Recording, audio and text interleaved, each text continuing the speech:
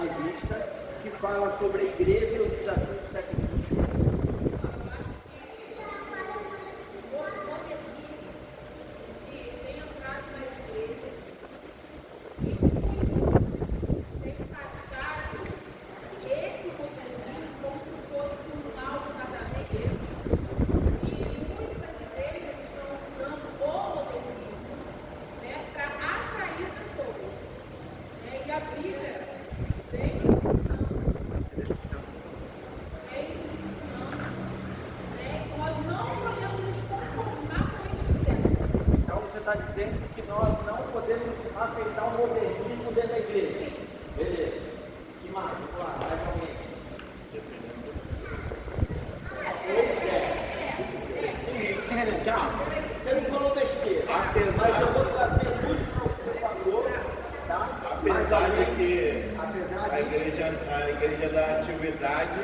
Era mais viva no espírito do que a igreja de hoje em dia.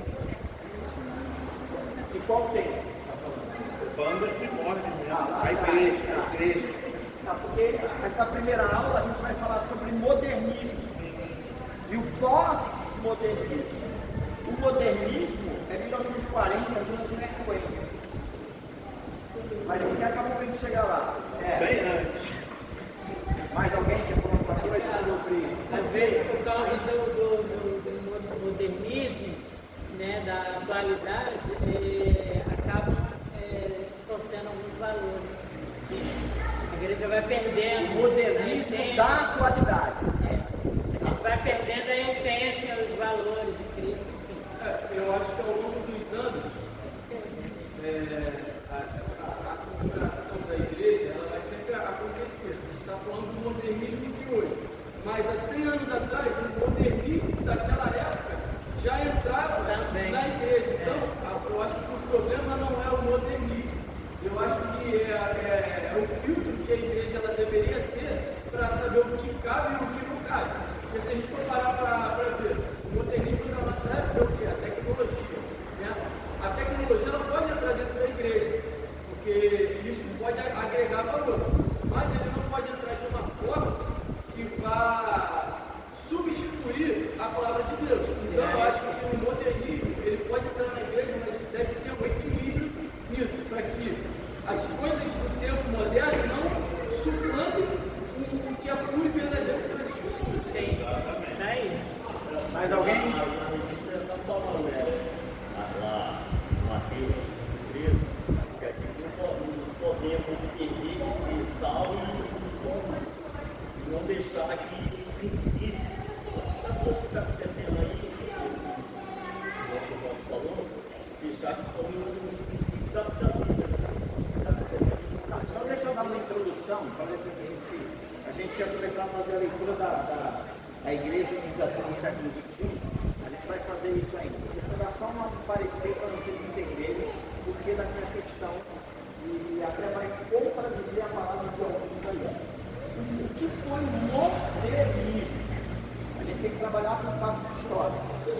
Tá? O modernismo, se a igreja hoje trabalhasse com o modernismo, estava bom.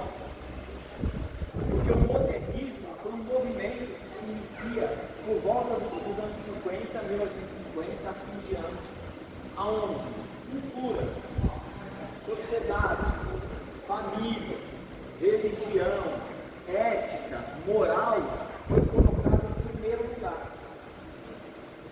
1950 em diante. Então,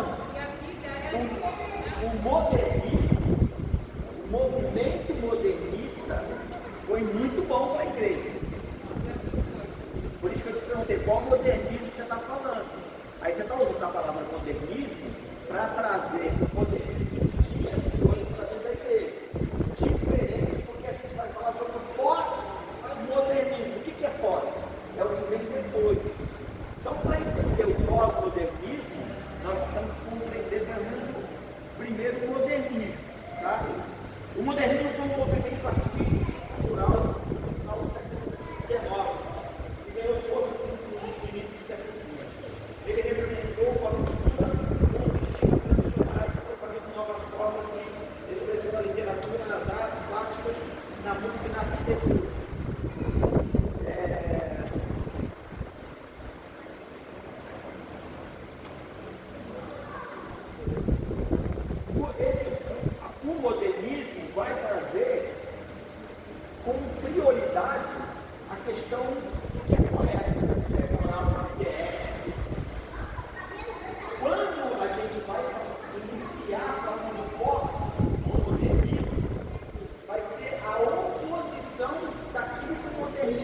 respeitavam.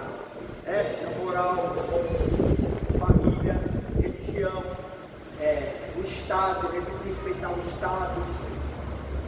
O pós-modernismo vai começar a desestruturar toda essa base que vem, basicamente, da nossa família. Né? Quem olha para as famílias mais antigas vai ver o posicionamento, de respeito, de moral, de ética. É óbvio que a gente não vai dizer que todo mundo era assim, né? Mas de uma forma geral, existia respeito, existe uma. Eu fui ensinado, independente se a outra estava com razão ou não, eu fui ensinado a não responder o outro. Não xingar, não responder, não bater o outro para mim, você vem para casa, depois eu vou resolver o que para você. Aí de mim, se eu discutisse com uma dúvida na rua, se eu desrespeitasse meu professor dentro da sala de aula, aí de mim, se viesse a anotação na minha agenda que o Marcelo desrespeitou a professora, sabe? Isso era impossível que acontecesse. Naquela época, porque existia moral, existia ética, existia bom costume, existia respeito. A base do modernismo, ela traz em si, tem outras questões aqui, mas basicamente o pós-modernismo vai começar a desconstruir essa base. Tá? Então o modernismo foi um movimento cultural, artístico cultural que inicia-se por volta dos anos 50 com o nome de modernismo. O pós-modernismo vem desconstruir ou confrontar, acho que a melhor palavra seria essa, vem confrontar o modernismo. Faz a introdução, depois a gente vai entrar aqui na revista. Entendeu? Então a gente vai fazer a leitura aí dessa página aqui, inicial, antes da gente entrar na leitura propriamente dita da lição, essa página inicial aqui. Isso. Cristão na pós-modernidade. Ao longo das últimas décadas, a sociedade mudou radicalmente. E aí eu destaquei, mudou radicalmente porque o pastor acabou de citar aqui algumas situações. A gente, em atitudes, em respeito, em vivência, a gente tem mudado muitos conceitos e princípios, né? As crianças de hoje em dia não são mais educadas como antigamente. A gente vê essa diferença e a gente sente essa diferença até para educarmos os nossos filhos. É difícil você educar o teu filho hoje em dia por causa da educação no geral que está sendo dada, por causa dessa mudança que a gente vai estudar aqui, né? Por causa dessa tecnologia que está dentro dos nossos lares. O mundo globalizou-se com a aproximação das nações. Então a gente vê, e a gente já conversou aqui várias vezes sobre isso, e a gente conhece todos os fatos, todas as circunstâncias que estão acontecendo nesse exato momento através da mídia, através da internet. Então a gente tem ligação com outras nações, outros países, e aí a gente está vendo que tudo isso é efeito da globalização. Deixa eu te dar uma informação interessante que eu pesquisei para falar isso. Você sabe quantos dias demoraram para uma notícia relevante do mundo chegar no Brasil? Mataram o presidente dos Estados Unidos, por exemplo.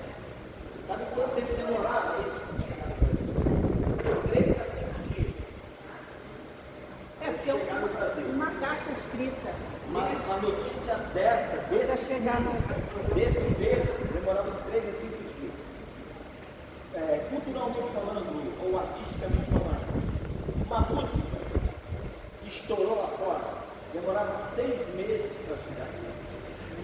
Eu lembro muito bem que em 1980, eu fui na casa de um rapaz, e ele colocou uma música lá, que eu falei, cara, que música maneira, tal, não sei o quê. E eu nunca tinha escutado a música. Ele jogava acho que no Juvenil de São Paulo, eu acho, ele foi disputar um campeonato lá, estava com o tênis dele, com um DVD, né? DVD. Era aquele redondinho pequeno. Quando eu vi aquilo, eu falei, o que é isso aí? Não existia no Brasil. E ele veio com um aparelhinho, aí botou aquele disquinho ali para tocar. Eu fiquei assim, caraca! Ele falou, isso aí lá nos Estados Unidos é normal. E ele falou, daqui uns 6 meses chega aqui. E realmente, na pesquisa, diz que em 6 meses, a moda, a gente ia viver a moda aqui 1 ano depois que a moda está saindo de moda lá fora. A moda acontecia lá 1 ano depois que aquilo lá que era tendência lá já não era mais tendência, ia virar tendência no Brasil. Então, dentro do que a Márcia está falando, a modernidade, no sentido de que a gente está falando aqui, alterou tudo, absolutamente tudo. A gente é bombardeado por informação 24 horas por dia. Se você conseguir ficar acordado 24 horas por dia, especificamente o celular, né, que é o que a gente mais usa, o celular vai te municiar de informação, como é que fala? Em tempo real. Nasceu a ideia da aldeia global, onde tudo está interligado. O que é aldeia global? É a interconexão mundial gerada pela tecnologia e mídia eletrônica. Presenciamos a expansão da tecnologia e o farto uso da mídia digital, que são marcas expressivas do nosso tempo. As pessoas vivem conectadas. Tamanha é a multiplicidade de produtos e serviços colocados à nossa disposição, propiciando um consumismo desenfreado. Instituições outrora sólidas, como a família, foram enfraquecidas. E aí eu quero dizer uma coisa que o pastor estava falando aqui agora, sobre em relação à moral, à ética e o bom costume. Antigamente era-se ensinado, além de em casa, dentro das escolas era ensinado a moral e a cívica. A moral e cívica era uma matéria, moral e cívica. E tinha também a OSPB. Eu estudei todas essas matérias na minha época. Então, nesse conteúdo dentro das escolas era ensinado assim, respeitar o adulto. Era ensinado a respeitar a nação, o Brasil. Era ensinado você cantar o hino nacional com postura. A gente vai cantar o hino nacional hoje na escola com essa fita. É um sacrifício. De verdade. Enquanto a diretora entrava na sala, todo mundo ficava de pé. Exatamente. Exatamente isso. A gente está rindo, mas isso Acontece. Isso é um pós-modernismo. É realidade. Isso é um pós-modernismo. Agora eu tenho uma pergunta aqui. A gente está falando do modernismo e do pós-modernismo. Você acha que o modernismo ele baseou os princípios da igreja? Não, a gente não está falando sobre inicialmente, a gente está falando. Porque para a gente entender o pós-modernismo atacando a igreja, a gente precisa entender por quê. Porque, na verdade, o pós-modernismo não era um problema da igreja. O pós-modernismo era um problema contra a igreja. Exato. Tá? Então, o pós-modernismo começa a atacar o modernismo. O que era o modernismo? Era a moral, a ética, o costume, tudo isso. Né? Só que quando ele começa a atacar o modernismo, inevitavelmente ele começa a atingir a igreja, porque ele começa a mudar valores dentro das casas, começa a mudar valores educacionais dentro das casas, Sim, eu entendo, mas a minha pergunta é a seguinte: não foi o modernismo que baseou o conceito de ética dentro da igreja? Porque se você for olhar lá em Romanos, Paulo já desgasta a igreja porque não tinha esse negócio de modernismo, mas já tinha os princípios da igreja sendo estabelecidos ali. Porque a gente está trabalhando em cima do modernismo.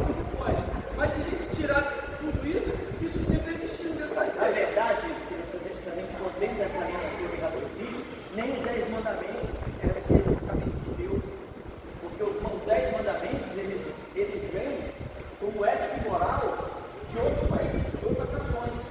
O que o Senhor faz, quando ele manda os mandamentos, o que ele já tinha estabelecido no coração de outras nações, ele estabelece para Israel. Entendeu? Então, a questão aqui não é se o modernismo estabelece a igreja. A questão não é se o modernismo estabeleceu a igreja ou não. O que a gente está querendo dizer é que as coisas boas, porque o modernismo também não tinha só coisa alinhada com a Bíblia, né? A nossa questão aqui é que as coisas são corretas e são alinhadas com a Bíblia em um dado momento, baseado no que a gente vai estudar da revista, vai afetar as coisas interessantes que a gente tinha como ética, moral e bom costume. A gente não está dizendo que o modernismo padronizou a igreja. Na minha fala, o que eu disse foi o seguinte, que muita coisa que o modernismo trouxe foi bom para a igreja. Foi isso que eu falei. Eu não disse que o modernismo padronizou a igreja. Não. Se você entendeu assim, eu me expressei errado. Eu entendi assim, porque a gente está estudando em cima disso. Mas que isso. Não, na verdade, o que eu estou tentando passar para o povo é o seguinte: para entender o pós, eu tenho que entender o que veio antes do pós. É isso que eu estou tentando trazer. Para você entender o pós-modernismo, e a gente vai ver aqui que ele vai começar a tratar exatamente a base do modernismo. Resumindo o que eu quero dizer, o modernismo ele não é o ponto de partida da igreja. Não, nunca foi. Porque a gente vai estudar sobre isso. A gente vai estudar sobre o pós-modernismo. Sim, então. Nesta aula aqui. Sim. Nesta aula aqui. Tá. Porque o que a gente vai ver na revista toda? A gente vai ver isso na revista toda. A gente vai ver que essa liberdade ou essa libertinagem que foi sendo construída socialmente, culturalmente, moralmente, hoje destruiu a igreja. Assim, de uma forma pesada. Mas tu acha que isso é só problema nos dias de hoje? Isso não está sempre intrínseco na história da igreja? Só que aí, se você pegar o que a igreja está passando lá com Paulo e o que a igreja está passando com Marcelo Lança, você vai ver que o que passava com Paulo o que está acontecendo hoje em dia é absurdo. Eu acho que não é nem comparativo. Não, nem tem comparativo. Porque cada tempo é um tempo, então não tem como a gente medir. Não, mas se hoje é pior, havia promiscuidade na igreja de Paulo? Havia promiscuidade na igreja de Paulo? Sim, havia. Mas se você pegar as coisas que aconteciam lá e as coisas que acontecem hoje, Paulo vai falar assim, cara, ainda bem que eu vivi nessa outra época aqui, porque hoje em dia o negócio está muito complicado. Muito mais profundo, muito mais enraizado dentro da igreja. porque tipo assim, naquela época a gente não tinha informação que tem hoje, não tem como comparar. Você falar que hoje tem mais do que aquele tempo, porque aquele tempo não tinha esse negócio de andar de roupinha e de biquíni. Então se a gente for começar a trazer um Não, mas comparativo, quem trouxe o padrão de Paulo para cá foi você. Você que falou, mas isso já não tinha lá, tinha, mas não era. mas eu não estou comparando, dizendo que hoje é pior do que antigamente. Então, E eu acho que a gente não pode. Paulo vai. E uma coisa é certa: o texto base da primeira aula, e a gente vai ver que ele vai dizer assim: não vos conformeis com este século. Quando ele usa essa palavra século, o que ele está falando lá, está Romanos lá, ele está falando com aquele século. Aquele século vivia as dificuldades daquele século. Fechou o século? Vamos para frente. Quando a gente pega esse texto e vai falar sobre este século, é outra coisa. Sim, é outra coisa, mas a gente não pode afirmar que hoje é muito pior do que aquele tempo. Eu acho que é. Naquele tempo também. Mas pelo que a gente vê da história, porque olha só, Paulo sofreu. se a gente trabalhar, se a gente trabalhar com a matéria humana, vai ser ruim lá e vai ser aqui. Né? A gente sabe que a matéria humana lá era ruim e se a gente for olhar pelo prisma que você está falando, a gente vai ver que Roma não tinha princípio. Roma era uma Babilônia, era um negócio, era céu aberto. Né? A gente vai ver isso. Lá também, culturalmente, socialmente, moralmente, também era muito avançado. A gente não está discutindo isso. Mas eu acredito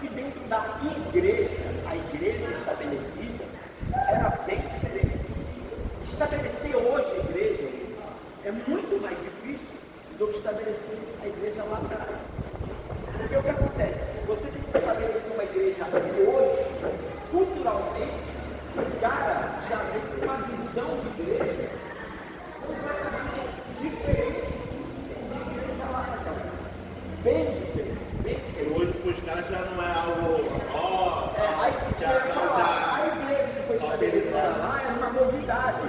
Então quem chegava para aquela igreja naquela época e se entregava para aquele convívio, se entregava por inteiro, vivia o evangelho genuíno.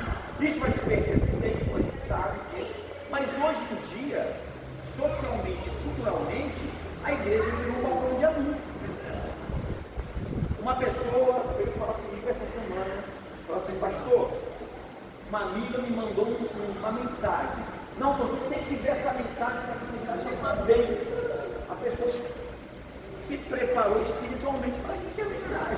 Eu estou precisando, vou assistir essa mensagem, porque essa mensagem é uma bênção. E aí botou lá a mensagem que recebeu. Aí o cara começa a falar que você não é calma, você é cabeça. Você foi estabelecido para crescer, para isso, para aquilo, para...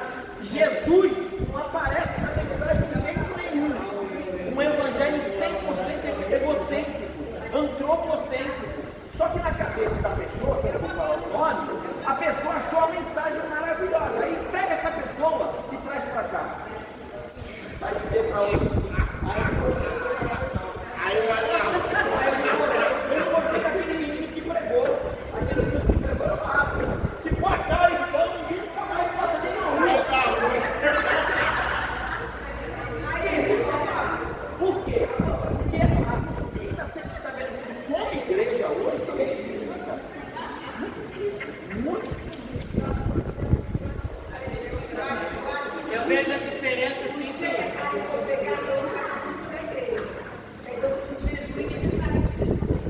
antigamente as pessoas eram fiéis a Deus, a Jesus, mesmo que ia ser jogado aos leões. Hoje o pessoal que corre do leão até Do gatinho, é o reino do gatinho. Um exemplo. Você não pegou isso. Eu acho que a Rosa pegou. Eu acho que de repente a Lu pegou. Quando você ia procurar um emprego e falava que era evangélico, o emprego praticamente era seu. Agora praticamente era seu.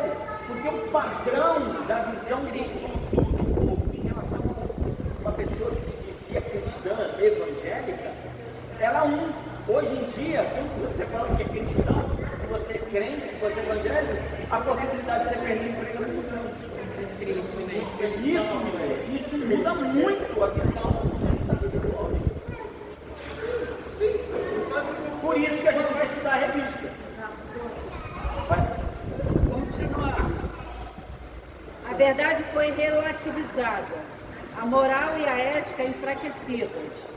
Então a gente já fez um comentário sobre isso, né? Então, E a gente vai na revista, a gente vai falar sobre isso. a gente vai dar continuidade depois. Essas são características da chamada pós-modernidade. Mais do que nunca devemos lembrar-nos da afirmação do apóstolo Paulo, do apóstolo João. O sistema inteiro jaz no maligno. Ou seja, nós estamos vivendo... Porque o meu Não, perdão. Eu falei o mundo inteiro, é porque eu anotei aqui sistema para me lembrar de uma Perdão, gente. O mundo inteiro jaz no maligno. 1 João 5,19. Quando fala aqui de mundo inteiro, a gente pode colocar o sistema, né? O mundo está sendo manipulado, o mundo está sendo dominado pelo sistema, tá? Eu só escrevi sistema aqui. Quem comanda o sistema? O maligno está manipulando aí todo mundo. Então, a gente só precisa saber e conhecer e entender que o mundo está sendo dominado. E que nós precisamos, como o Vidal estava falando da igreja agora, e na revista a gente também vai falar daqui a pouco, ser o sal da terra e ao fim. Porque nesse período que a gente está vivendo, né, pós-modernidade, no século XXI, onde tudo entra dentro da igreja, esse período lugar dentro da igreja, porque não deveria, né, estar acontecendo certas coisas dentro da igreja, nós precisamos combater isso, né? Então, lobos vorazes querem devorar a igreja do Senhor, e nós precisamos combater isso. Isso nos faz lembrar da advertência de Jesus aos seus 12 apóstolos, ao dizer-lhes: eis que eu vos envio como ovelha para o meio de lobos. Então, nós não estamos passando o que a igreja primitiva passou, né? Perseguição. Mas nós estamos sendo enviados a pregar o Evangelho e combater todas essas doutrinas, né? Combater esse sistema maligno que está tentando entrar dentro da igreja. Eles iam para cima com umas informações que tinham dentro do Espírito. Eles concordavam com o pecado, repentia, em vez de aceitável. É igual esse deles, não é que eu falo das pessoas normais, as pessoas que são bissexual. A gente vai aceitar, não vem para cá, aí você já pode pegar, que você já vai ser pastor, isso é uma questão do próprio caminho. A gente vai ver mais na frente, nessa primeira aula, exatamente essa questão de verdade. Isso é verdade? A verdade ela é absoluta. O modernismo vai exatamente trabalhar em cima disso aí. Essa é a tua verdade. Se você apresentar a tua verdade, dizendo, olha, eu não concordo com isso, eu vou falar assim, não, você é a sua verdade. Porque a minha verdade é que eu não concordo com isso. Essa é um dos maiores problemas do povo. Entendeu? E isso está entrando dentro da igreja. E a gente vai ver o que você está falando aí.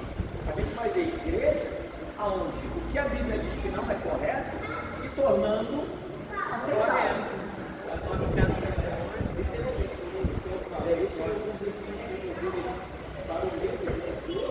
Eles morreram pelo Evangelho. Quando a gente quer que nós aceitável, ninguém pode pelo Evangelho. Pois é. Aí, vem cá. Aí eu vou concordar com isso. Aquilo que a igreja viveu lá atrás foi de uma forma geral. A perseguição e a morte, sim, foi de uma forma geral. Hoje não mais. Apesar de a gente ver perseguição e morte em alguns países do Oriente Médio. A gente tem visto em determinados lugares, lá na China, na Coreia, as igrejas serem queimadas, as pessoas serem mortas, os templos serem destruídos. Eu acho que é o que a Bíblia desvia para o nosso princípio. Mas é a Bíblia que ele vai então Então, se a gente for trabalhar com a questão da perseguição, como vocês estão falando, o que é a perseguição? Aquela perseguição é uma perseguição direta contra o posicionamento de alguém que prega o Evangelho. Né? Ninguém estava questionando se eles estavam pregando certo ou errado. Estava perseguindo a igreja. Hoje em dia, pelo menos no Brasil, você não tem uma perseguição externa, mas você tem uma perseguição interna.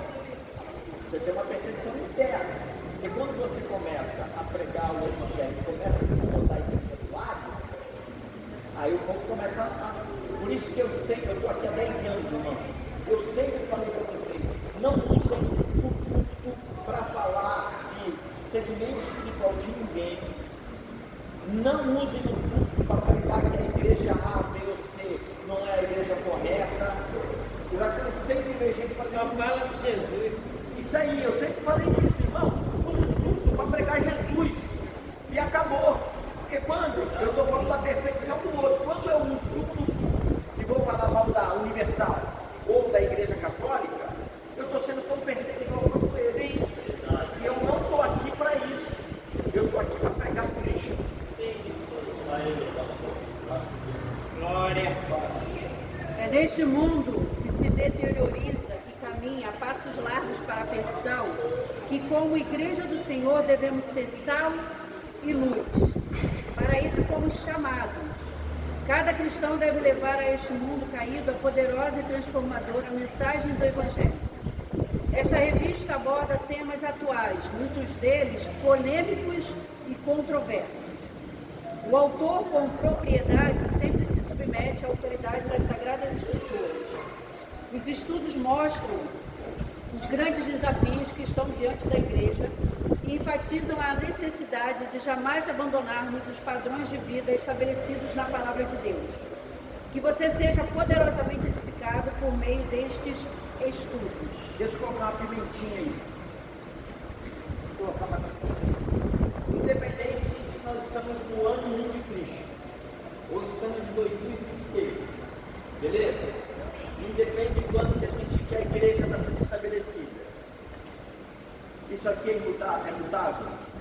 Não. É imutável. Então, quer pregue a verdade no ano 1, quer pregue a verdade no ano 2026, não tem modernismo, não tem pós-modernismo, não tem nada que pode alterar o que a palavra de Deus diz ser certo ou ser errado. Era isso que eu queria falar. Então, posso te fazer um pouco? Comece a estudar para dar aula. Eu estudei. Então, eu vou começar a botar você para dar aula. Entendeu? A gente está precisando de ajuda. Não, tem os treinos aí. Não, eu estou achando que estou trazendo o Luciano também. Olha, Deixa eu começar a ativar essas cabeças pensando. palavra de Deus é imutável. mas tem mais um. O Evangelho é atemporal, é verdade. É isso. Então, não tem não tem moderno ou pós-moderno, ou seja lá o raio de ação que aconteça no meio da sociedade, que a igreja vai se comportar diferente de um momento ou de outro.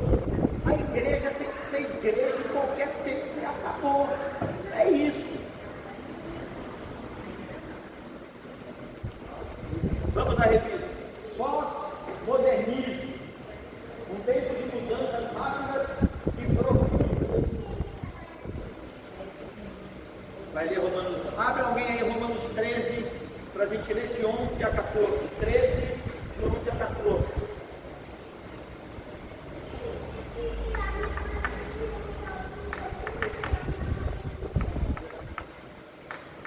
Vocês precisam fazer todas essas coisas. Você sabe que nós estamos vivendo. Chegou a hora de vocês acordarem, pois o momento de ser salvo está mais perto agora do que quando começou a noite está em nós também chegando. Por isso, paramos de fazer o que é a escuta, pegando as armas espirituais para lutar na vida. Vivemos decentemente como pessoas e dignados de vida. Nada de voar ou bebedeira, nem immoralidade, ou indecência, nem mentira. Mas tenha as qualidades que o Senhor Jesus tem e não procure satisfazer ao Ciência da carne. da natureza humana. Aí tem um versículo que está em destaque e que é importante nós lermos e entendermos, que é o 13:11. E isto digo, conhecendo o tempo, que já é hora de despertarmos do sono. Paulo nos chama ao despertamento. E aí, nós somos chamados a viver com consciência do tempo. Nós não temos mais tempo. O tempo já é avançado. Então a gente não pode mais viver esse sono espiritual acomodados na nossa vida, né, numa vida fria, porque nós temos, o nosso tempo está se esgotando. Então nós estamos sendo chamados por Paulo aqui a um despertamento espiritual. As coisas estão acontecendo e nós precisamos combater isso. Como? Vivendo uma vida em Cristo. fazendo e obedecendo aquilo que é da sua vontade. Então, desperta tudo.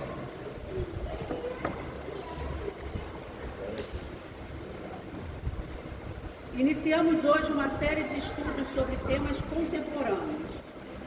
Embora os assuntos sejam bastante controversos, a Igreja precisa urgentemente posicionar-se sobre eles. Nesta primeira lição, vamos refletir a respeito do tempo atual, denominado por filósofos e outros estudiosos como pós-moderno.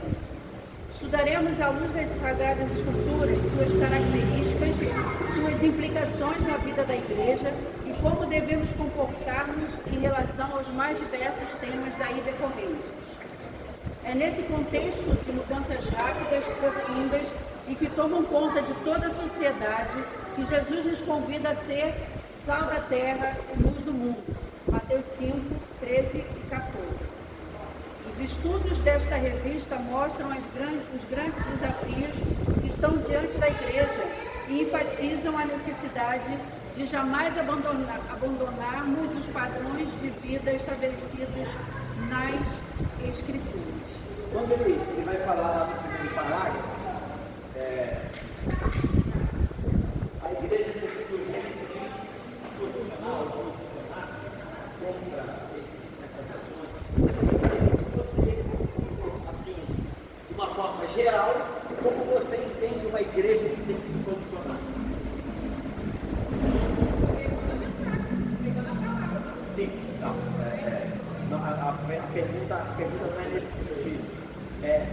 Porque se eu falo assim, cara, você tem que se posicionar. O posicionamento é uma oposição a algo que está errado. Ou que está errado, ou que está sendo feito de forma de qualquer jeito. Então, quando a gente fala em se posicionar, existe a necessidade de fazer essa revisão que o Ida falou.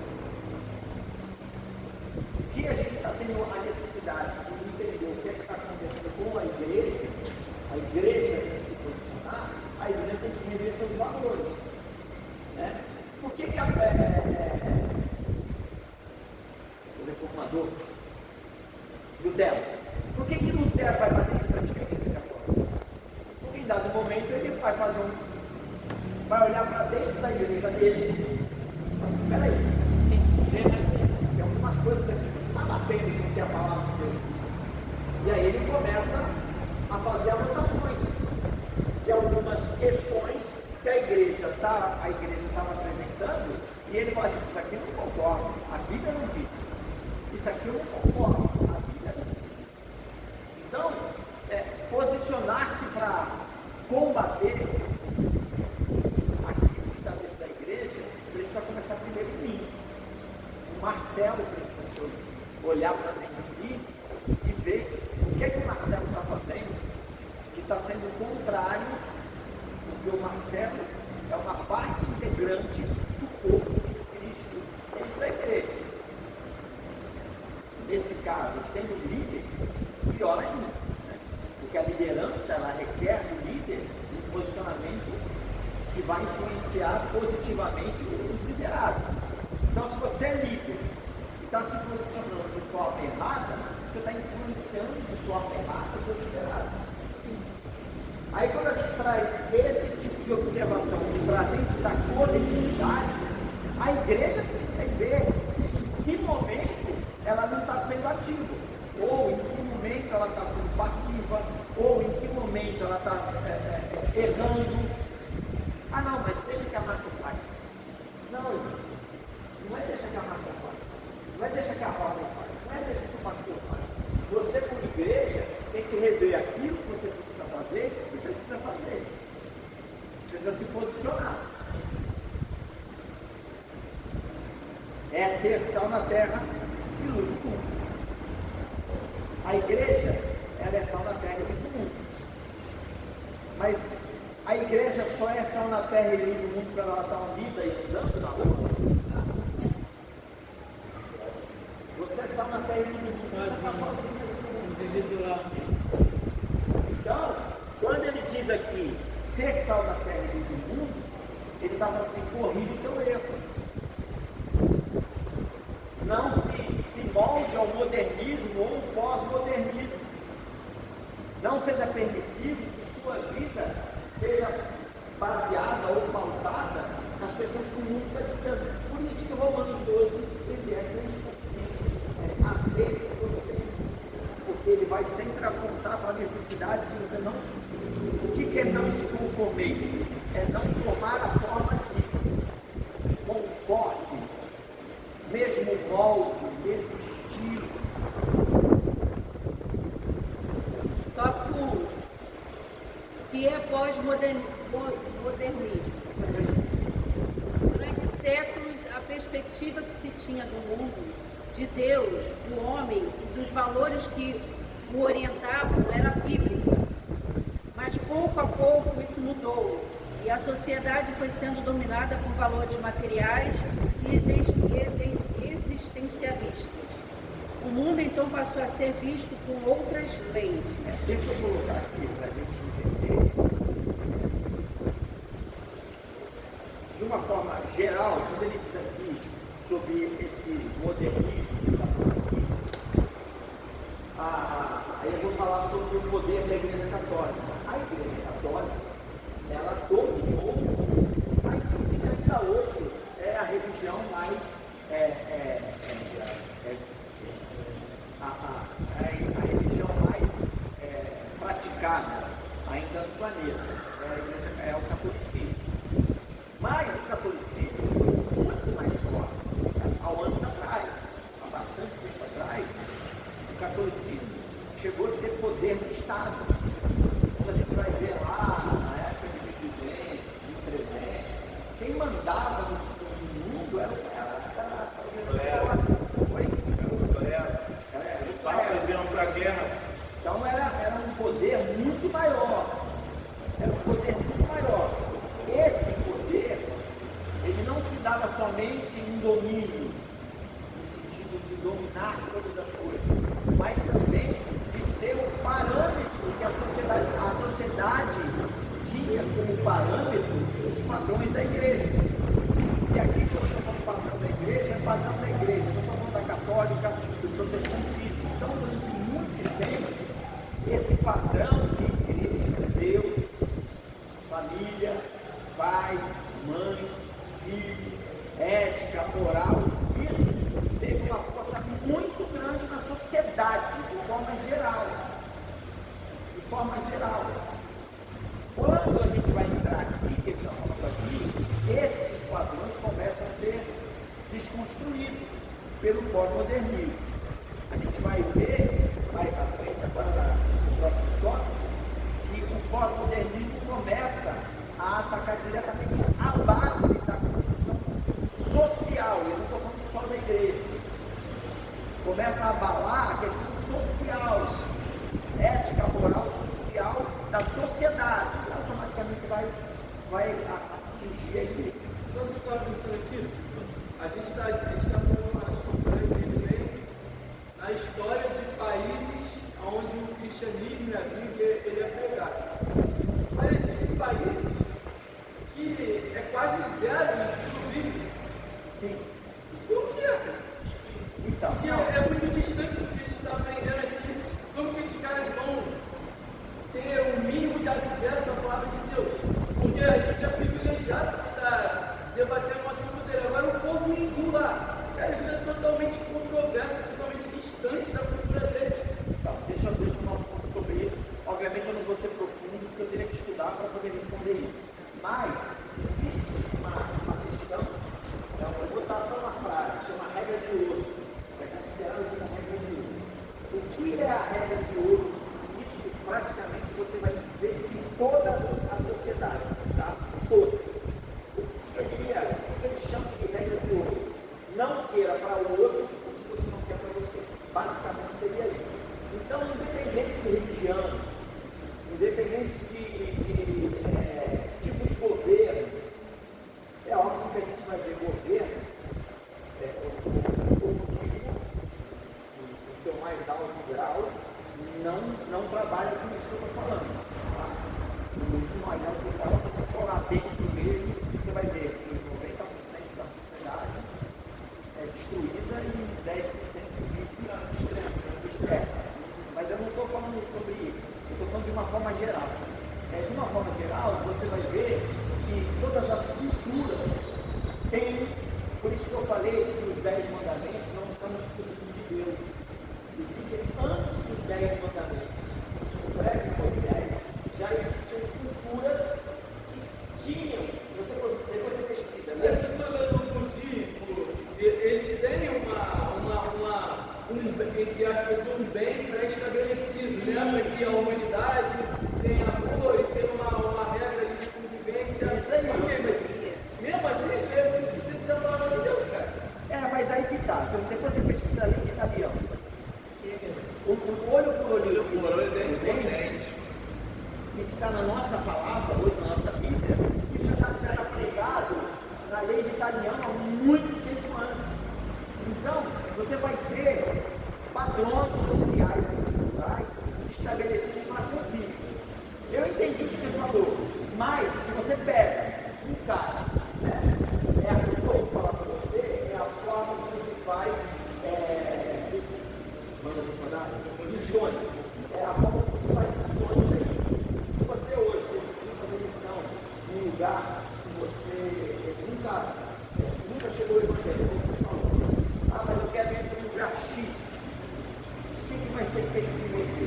Vão pegar você, vão colocar você a estudar 2 anos a cultura daquele país, socialmente, culturalmente, tudo que aquele país tem, para você ser inserido naquele lugar, para que você, através do conhecimento daquela sociedade, você comece a pegar o que a Bíblia diz em relação ao assunto de beber água do outro.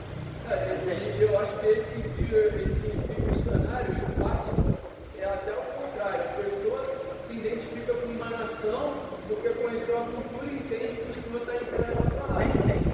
Nem sempre. Às vezes a pessoa recebe uma palavra de Deus É. quando ela vai. que nem volta. Tem que estudar mesmo, porque chegar lá vai que nem comer não, cachorro, Culturalmente, você vai lá, saber. fazer um alinhamento e a igreja vai te dar estratégia, sabedoria para você começar a pregar o evangelho naquele lugar e alcançar, mesmo sendo completamente desconhecido daquela nação, você vai encontrar pontos. É a mesma coisa que Paulo em Atenas. Quando Paulo é levado em Atenas, ele vê aquele monte de altares, cada um com seus deuses, o que Paulo faz? Paulo começa a olhar, estrategicamente ele vê um altar sem Deus nenhum. E aí ele diz lá, ó, esse aqui é o altar do meu Deus. É o Deus desconhecido. E aí ele prega em Atenas sobre aquele Deus, aquele altar vazio. Ele prega que o Deus dele era invisível, mas estava ali naquele lugar. Então ele se utiliza do pós-modernismo. Pois é, de uma certa forma sim. Algumas das principais características do pós-modernismo são: Então, agora a gente vai começar a falar sobre a desestruturação daquilo que agora a gente vai entrar no pós-modernismo atacando a igreja, tá? Eu trouxe o conhecimento do modernismo para a gente entender. Agora a gente vai começar a falar do pós-modernismo atacando a igreja. rejeição dos princípios bíblicos, novo comportamento social, cultural, ético e estético passa a contestar e rejeitar os princípios bíblicos antes aceitos como verdadeiros. E aqui a gente vai ver que a rejeição desses princípios bíblicos não é não seguir regras, mas de um afastamento de valores que, segundo a Bíblia, foram estabelecidos por Deus. Então a gente vai ver aqui que o pós-modernismo ele vai ser contrário ao novo comportamento social, questão cultural, questão ética, estética, passa a contestar e rejeitar os princípios antes aceitos como verdadeiros, beleza? Então a gente pega a Bíblia, eu vou dar um exemplo aqui. A gente pega a Bíblia, lê, pega as verdades estabelecidas e prega aqui, beleza? Só que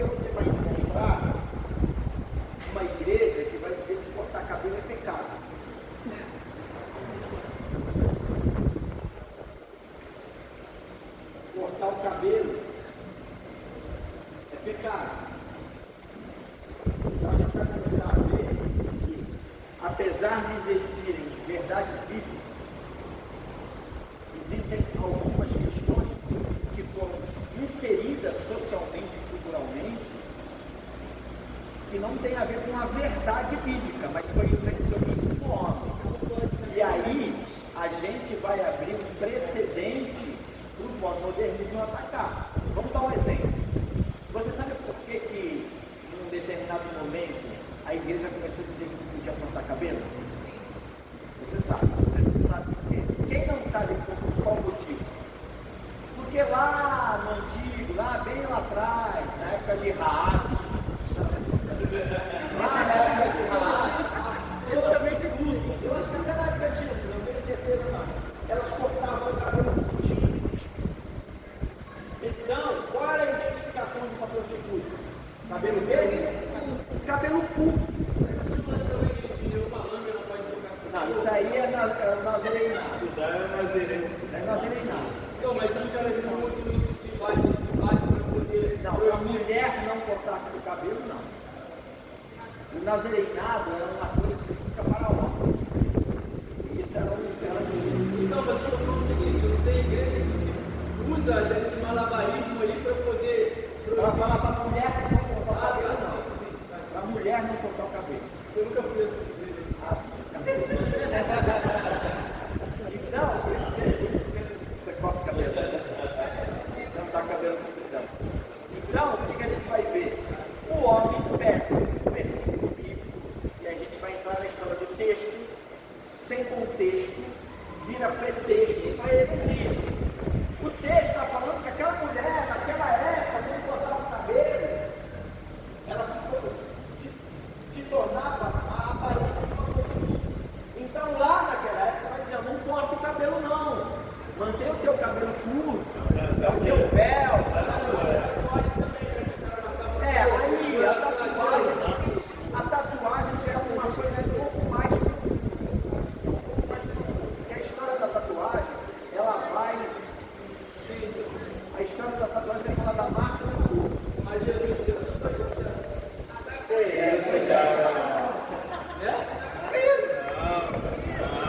sua coxa.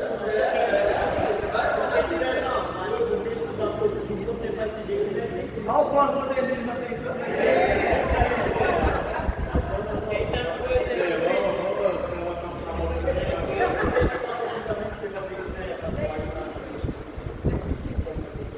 Então, essa rejeição dos princípios bíblicos pelo pós-modernismo não vai atacar só a verdade, vai atacar também precedentes que foram abertos pela própria igreja.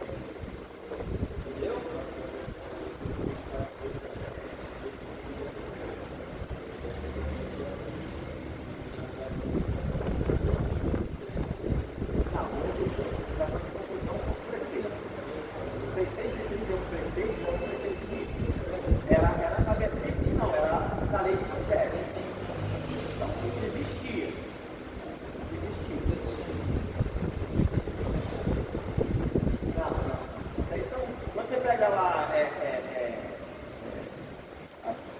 As leis que foram estabelecidas, você vai ver que são questões que o senhor vai colocar.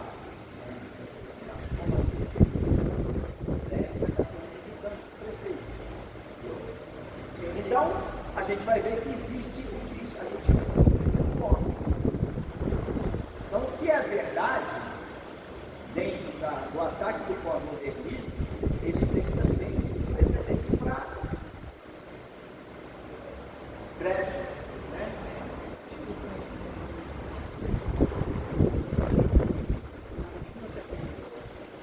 Vê mais esse tópico B. Vamos lá, tópico B, letra B. Incredulidade no agente divino da história. Cresce.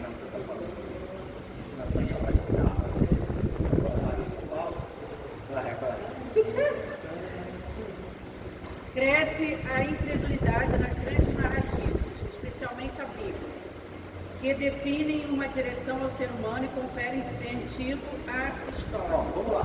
Você crê na palavra de Deus? Sim. A gente não está falando aqui agora de doutrina de homem, de doutrina A, B ou C, nem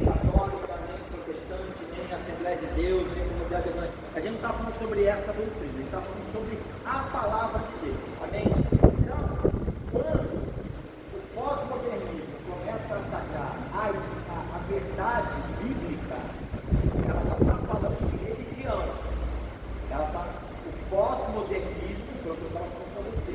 Nesse momento, o pós-modernismo começa a infringir na base da igreja, começa a atacar a família, começa a atacar verdades específicas, que são padrões bíblicos, né? Ele vai dizer que cresce a incredulidade das grandes narrativas, especialmente, olha só o que ele está falando, cresce a incredulidade das grandes narrativas, especialmente nas narrativas bíblicas, né? Ontem no Barra-Shopping, uma série de pessoas entraram lá, depois do fato acontecido lá com a como é que é o nome da artista?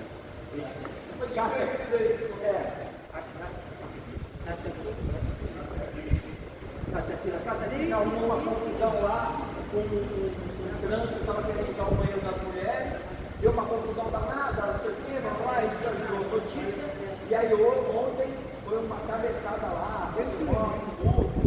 Então, isso é um pós-modernismo, quando uma pessoa que tem a sua identidade estabelecida, ele acha que ele é aquilo, então já acabou. Ele não está nem para o que a sociedade moderna estabeleceu como padrão social, e nem o que a Bíblia diz como padrão social. Homem é homem, mulher é mulher. Eles não aceitam isso, porque eles acreditam na verdade deles. E aí eles vão pegar essa verdade deles e vão atacar todo mundo, não só a igreja, todo mundo que se diz oposto àquela verdade que ele acredita, né? Eu tenho certeza que vai ter gente dentro do Barra-Shopping que não é protestante, ou que não é católico, ou pode ser até um ateu, que vai estar lá a filha do ateu de 8 anos de idade dentro do banheiro, e vai entrar um travesti querendo usar o banheiro, e esse ateu, e a gente não está falando de religião, esse ateu vai falar assim: ô meu irmão, que parada é essa? Você vai querer entrar no banheiro da minha filha de 8 anos? Não vai não. E aí é o pós tentando quebrar o que é padrão, né? E eles estão avançando, e eles vão avançar, porque eles estão crescendo e eles vão avançar. Isso é o final dos tempos. Teve um cara que ficou no lado feminino, uma esposa e a filha. Aí o cara não teve dinheiro e não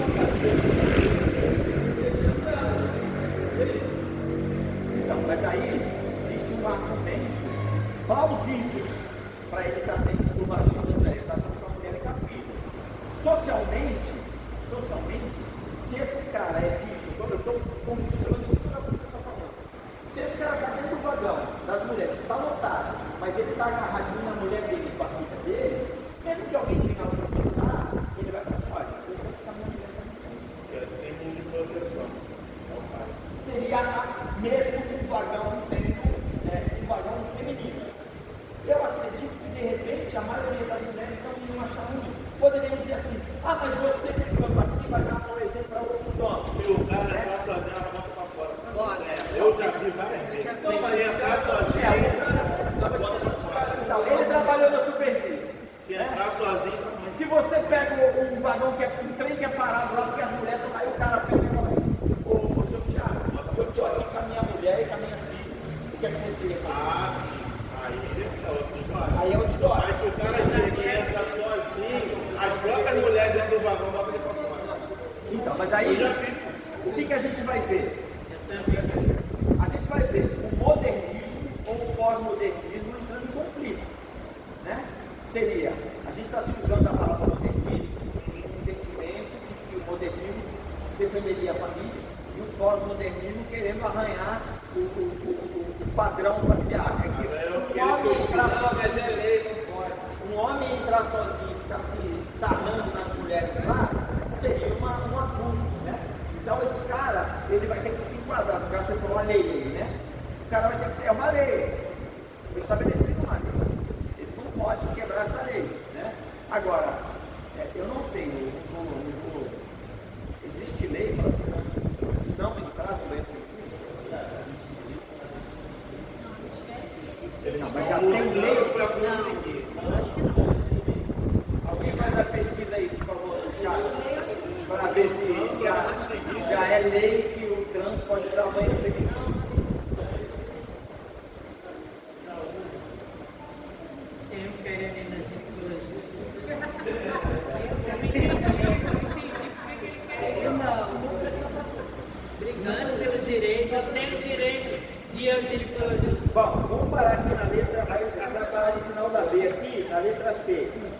Então, essa incredulidade no agente divino da história, ele vai Foi liberado já? Sim, mas eu acho que a gente tem o direito de pisar por ele. Quando que essa lei foi? Nossa identidade de fé. Qual ano que essa lei foi? Pegar esse acesso é considerado transfobia. Tem que buscar gente que andar e procurar a liberdade. Mas foi por que, né?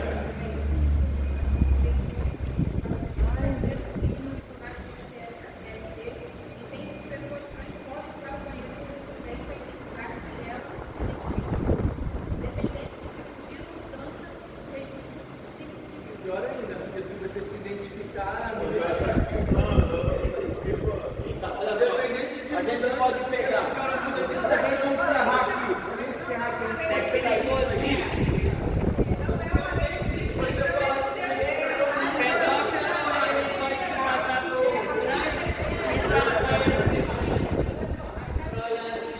O posicionamento do MPF, Ministério Público Federal, se posiciona contra a restrição, argumentando que proibir o acesso prévio à Constituição para tratados internacionais feitos. Então, esse é um ótimo motivo, né? Um ótimo exemplo, quer dizer, esse é um ótimo exemplo para a gente entender o pós-modernismo. Né? E tá, aqui, 100% aqui seria contra uma criança estar dentro do banheiro com oposição. Mas a gente está caminhando para um momento de ser lei. E apesar de 100% daqui não concordar, por ser lei, você vai ter que aceitar. na verdade, não virou lei, né?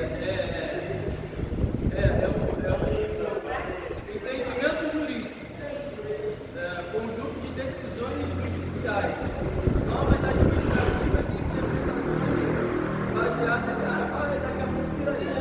Aí o cara, esse é o modelo.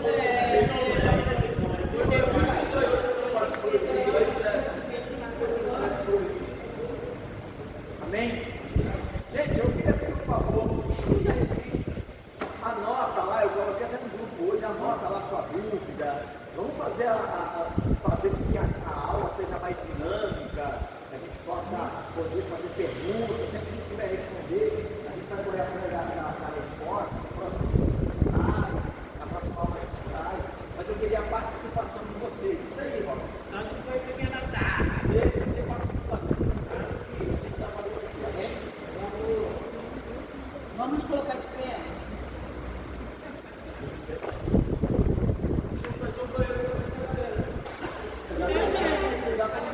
Mas esse é o banheiro.